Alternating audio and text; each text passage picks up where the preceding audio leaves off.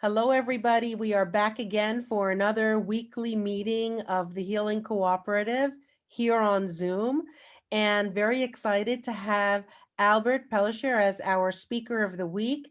Albert is going to be discussing fear. So, Albert, you have the floor. Thank you, Susan.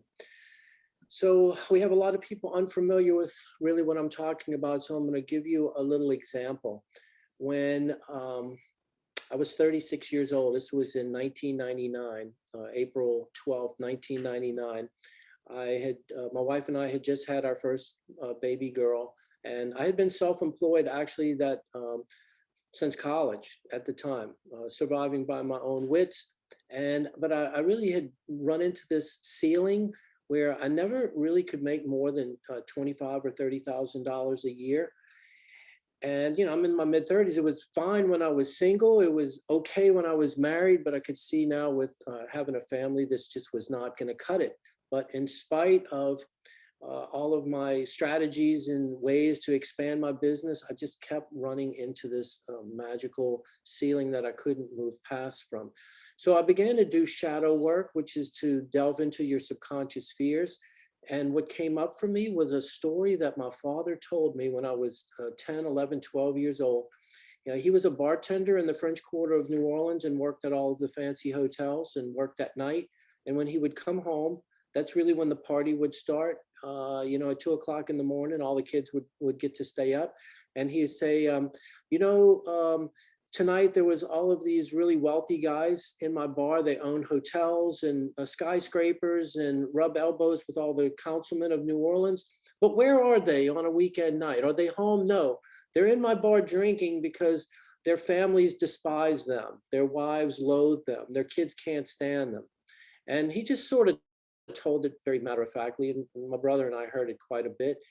But what I didn't realize was that subconsciously that story wove itself into my programming in the way that if you ever became wealthy, your family would just be disconnected from you. Your wife would loathe you, your kids would resent and hate you. And so it was just a psychological conflict there between my conscious will, which wanted to succeed and become more financially successful, and then my unconscious will, which had the idea that if that happened, I would lose the very things that I loved and that I was doing it for. And so the idea behind this workshop tonight is that when your conscious will and your unconscious will are in conflict, your unconscious will always win. And I heard with the introductions from several of you tonight telling me you're engaging in new endeavors and they're scary and you're curious, like, why is this so hard? Why is it so scary? What I'm here to help you see tonight is that there is a larger part of yourself that actually does not want what you want. And the reason that it doesn't want it is because it's scary. And there's something that happened along the way and you wove into your subconscious programming, much like I did, like an idea that you are not aware of is actually affecting you. You would, when I do this workshop, people just can't believe what comes up because it's below the line of your awareness. I like to think of it as little characters in your basement that are begging to get out and be seen and heard, but and they're having an effect on you, but we just don't know why. We blame it on things that are much more plausible. Procrastination, lazy, I don't have time, I don't have the money, I don't have the resources. These things are all much more plausible to your ego and your conscious mind than the fact that it could be a palpable fear coming from the subconscious mind that has, a real practical reason that it doesn't want what you want. And so the process we're going to do tonight is go right to the heart and reveal those things, bring them into your awareness, because it's really powerful. When you align your conscious will and your unconscious will, then you're a force of nature because everything is going in the same direction. And this can be done. You can partner with these fears, these characters in your basement. And tonight, the first step really is to just make you aware. So the way we do it is a tool that someone taught me. And I started using it in my men's group, and the results were just mind blowing. Just how fast the change was in people. And so, just as an experiment for the last 2 months, instead of just keeping it secret in my men's group, I decided to start teaching this. And so, in the last 8 weeks, I've taught this over a dozen times to 167 different people. And the stories that have come back have just been, again, mind blowing. So it's a real opportunity for you, whatever you really want to do. This is a linchpin to really allowing that to happen. And the good news is you don't have to have a stronger will. You don't have to become any super version of yourself. The technique that I'm going to use and show you, uh, it actually just removes the barriers and the obstacles so that taking action just becomes second nature. It's just so easy. You're just going to wonder, oh man, I can't believe this is what's been at play.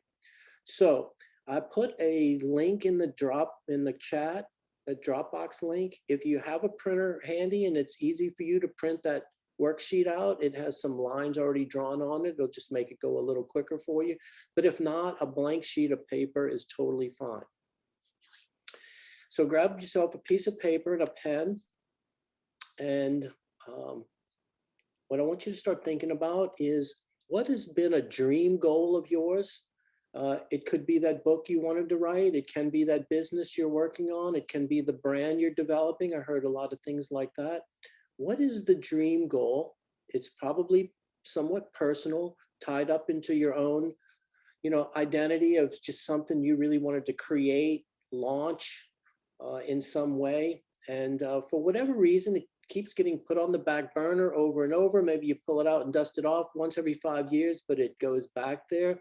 It's going to be that goal, the one that you've always known you wanted to do, but for whatever reason, you just can't muster enough leverage over yourself to get that going.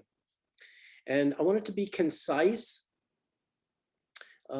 so that you're just focusing on one really aspect of the goal. If it's have my book published, have my best-selling book published, or I want to earn $100,000 in my practice, or I want to have 1,000 clients, or whatever it is, just make it really short and distinct. And if you have the worksheet, you're going to write it in the box that says dream goal. If you're using a blank sheet of paper, write it about a 1 inch from the top of the page and just write down what it is.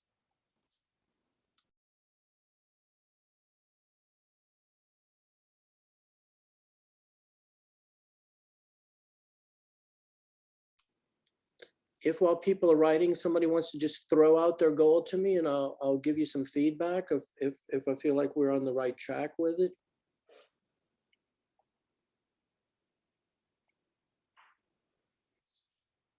And if you feel good about it, that's good too.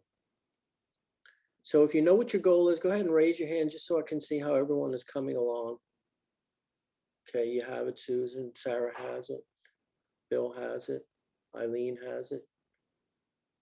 Renee. Does anybody not have it? Ashira, you have yours. Cheryl has yours. Okay. Okay, I'm going to share my screen and show you above the goal. So on the worksheet, it's line A. If not, write it right above the goal. Put in this language here.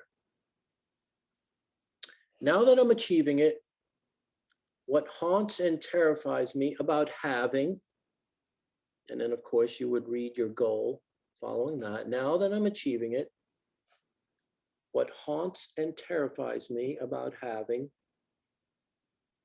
this goal actually come true, be in action.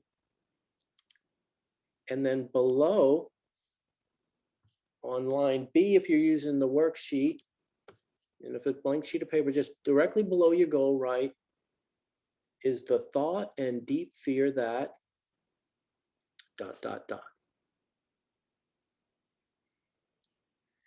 Now, there's one final option, just an option, an extra. Let's see how much. Above the whole thing, you can address this as a letter to your divine spirit leader, head, God, the universe, whatever you'd like to put. And so you would say the whole thing, something like this. Dear God, now that I'm achieving it, what haunts and terrifies me about having a best-selling book published is the thought and deep fear that, dot, dot, dot. So yours should read as if you've already done it. This is not a fear that, oh, I can't do it, I'm not good enough to do it. We're going beyond that. We're going around the fear that it's happening. And I'm going to get you to drop into the space that it's going. You've done it. You're doing it. You're in motion. You're achieving it now. And then what I want you to do is I want you to think of that. Now that you are achieving it, what is scaring the hell out of you about that? And write it on the first line. And you're going to write 20 of these as fast as you can without overthinking it. So go ahead and start. And if you have a question in here, I'm happy to answer a question. If you're not clear about what you're supposed to be doing, just unmute and ask me. Well, I have a question. So that first line was, now that I'm achieving it, what haunts and terrifies me is ...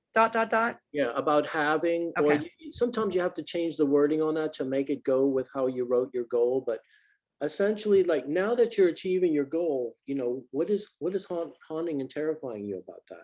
It's the thought and deep fear that what's coming up for you. And just don't think, just let them write and let one come after the other. And if it seems sort of repetitive or silly, don't worry about it. That's even better.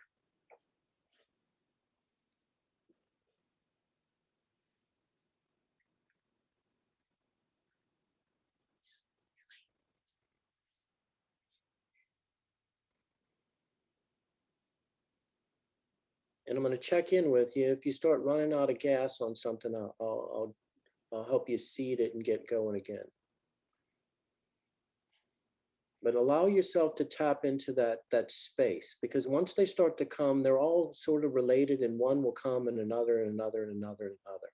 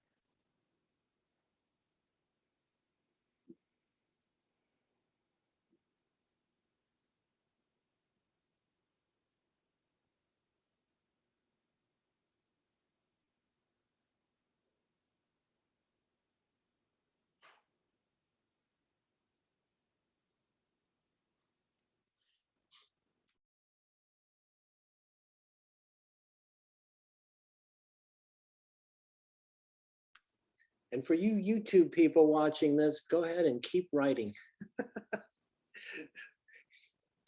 That's what I was thinking, Susan. This is not going to be the most exciting YouTube video someone has ever seen. No worries. Maybe you can tell us a little bit about why this works, why this technique works so well, and why writing down what it is that we're fearful about, why that helps. So I'm curious, how many have you come up with already, Susan? How many? Unmute. 4. Okay, keep going. Write more. Don't listen to me. I want you to keep focusing on that and dive into this. And look, for some people, this is easier. They bubble up quicker than for other people. If you're struggling a little bit, this is an opportunity. This does let you know that you're pretty cut off from your subconscious awareness, and the more you do this, the more it starts to come to mind. If they're just flowing out and rolling out, again, that's good too. It means you're kind of tapped in, and you really, you could just allow yourself to shine some light on these areas that you're normally unconscious of.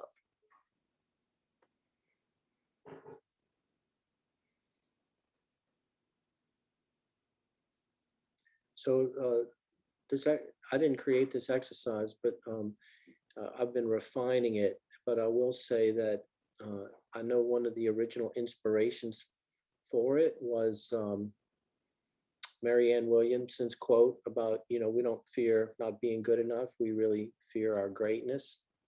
And so this is really tapping into, when you actually do what you've always wanted to do, it's really uncovering the fears around, being living fully and having your greatness on display, being seen in that realm.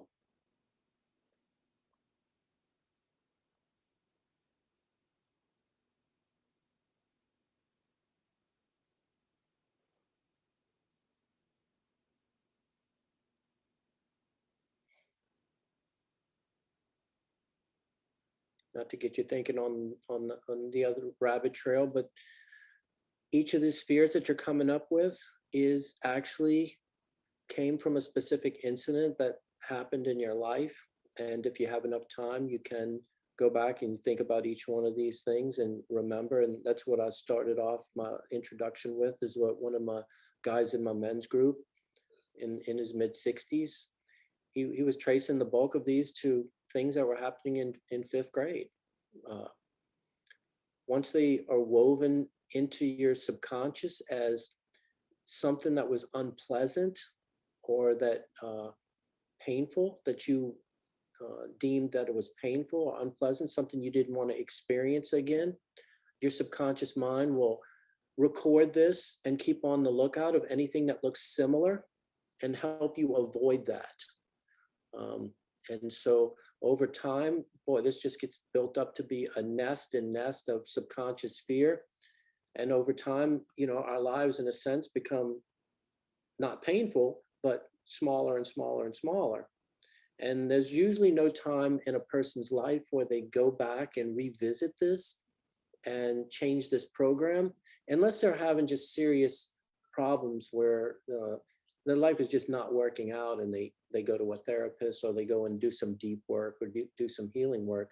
And it's because their strategies that were the result of all these avoidances and fears, it's just no longer working in their life. And they have to do something different. But your subconscious mind is there to save you time by just recognizing patterns that you didn't enjoy the first time around, and help you avoid them. But of course, as an adult, that's a different thing you may want than when you were 12 or 13 or 14. But when do you ever go back and reprogram yourself? Never. That's why I'm a middle-aged guy taking other middle-aged guys on immersion retreats to basically go deprogram themselves from a lifetime of conditioning. Okay, so I want to check in and see what kind of numbers we have. Does anybody have 12, 15, somewhere in it? Has anybody got all 20?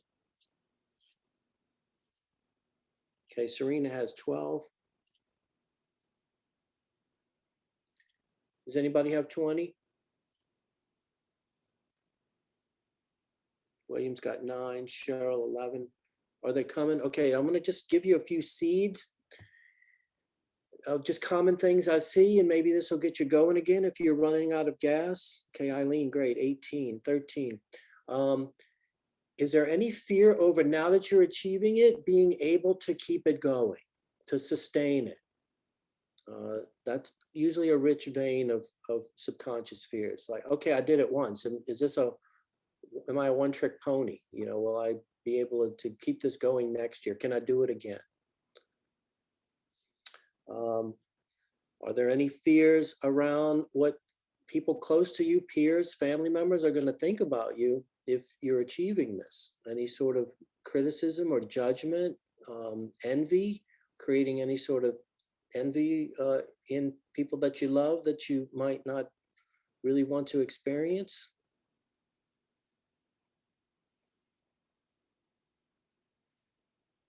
I had one woman recently discover her father had said something to her when she got her first high-paying job, and her father asked her, "Well, was she making more money than her husband?" And she said, "Yes, a little bit more." And he said to her, "Oh, that would have killed me."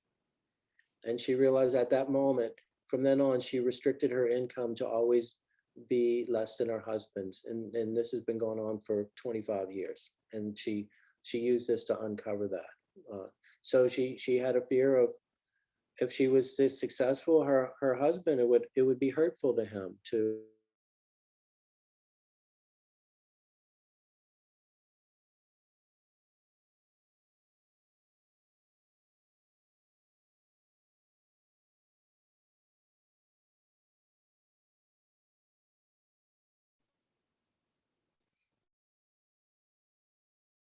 Let's go with what we have.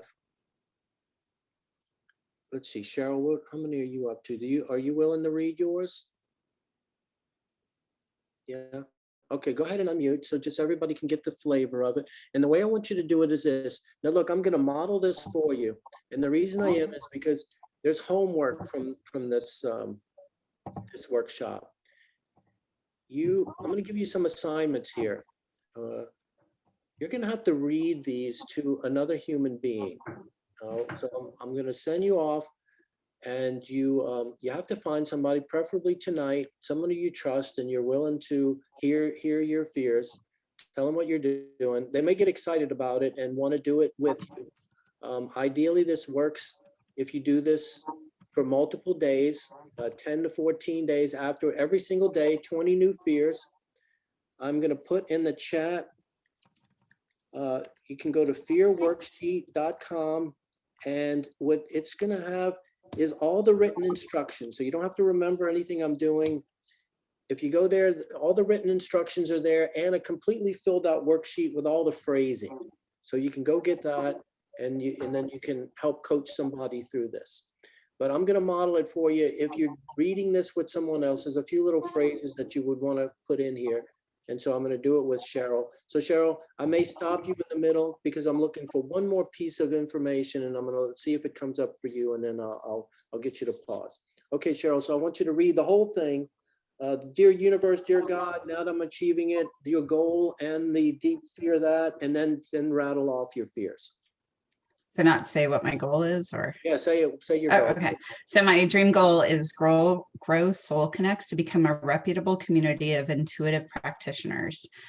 Now that I'm achieving it, what haunts and terrifies me about having this come true is the thought and deep fear that I won't have enough money to continue to grow, that I'll be overrun by an entrepreneur with deeper pockets who takes my vision and makes it happen more quickly, bigger, better, that I'll be too hands-on and not have a work-life balance, that I'll be responsible for everyone's success, that it becomes about me instead of the Soul Connects practitioners who it's truly about, that I will have to speak in front of others, that I will continually need to refresh my understanding of a very complex ecosystem and information and largely rely on others.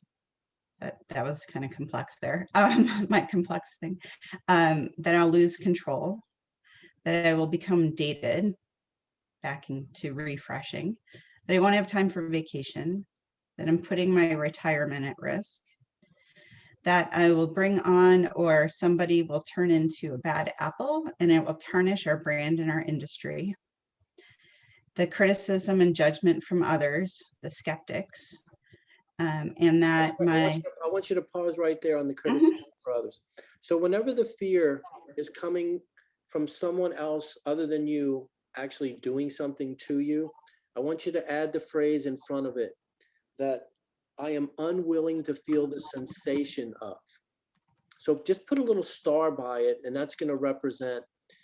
And then I want you to say that again. I am unwilling to feel the sensation of what you were talking about, people criticizing it. So just that one? Yes, yeah.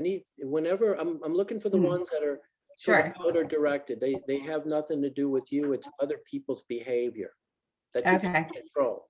got it. All right. I am unwilling to feel the sensation.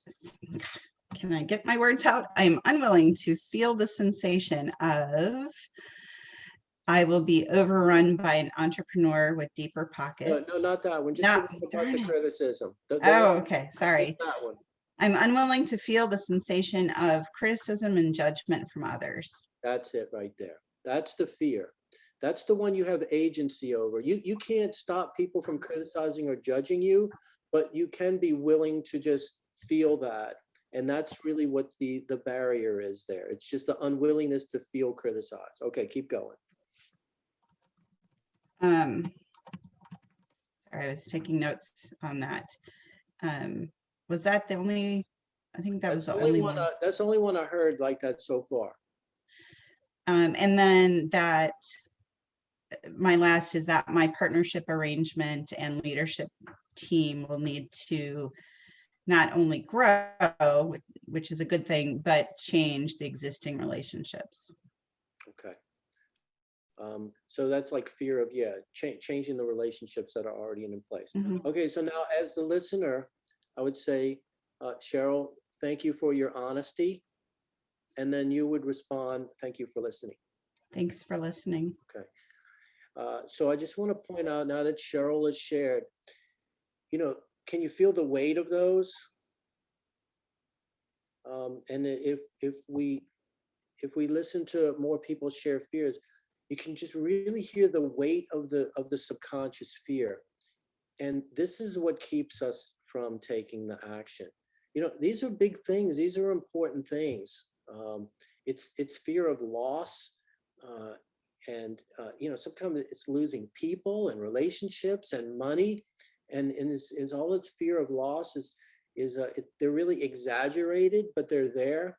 And that's what makes it so hard to put our creations, to create them and make them a reality, because there's just a lot of opposing forces. So with the final few minutes to wrap up, here's what I want to say.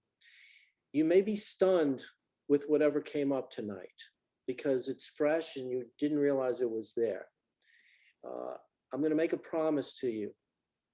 If you do the exercise every day for an extended period of time, by day 4, 5, 6, somewhere in there, they just start to seem ridiculous. By day 8, 9, 10, you hardly even pay them any attention. And you may wonder, well, if I had trouble coming up with 20, maybe I only have 12. No, you don't. You have 20 a day for 10 days at least. There's everyone, and I've dealt with some of the most successful people that are tops in their industry, and they still can come up with 20 fears a day. Why they're not good enough? Why it's so hard to just do their existing work. So the practice is to do this every day, a fresh sheet. And when you finish reading your fears, you tear the sheet up. You don't save it, you tear it up, and you can say a little prayer to, please God, take these fears away from me. And then you start with a fresh batch of fears tomorrow. And what you also notice is that layers will peel back, and the things that you're concerned about today will slowly shift and evolve over time to where you really start getting into some of the root subconscious fears. It's really, it's enlightening. You're like, wow, I had no idea this was going on. And then you also find that these fears are more globally influencing your life way beyond just this one goal. But the good news is that this really will neutralize them very effectively. So here's the deal.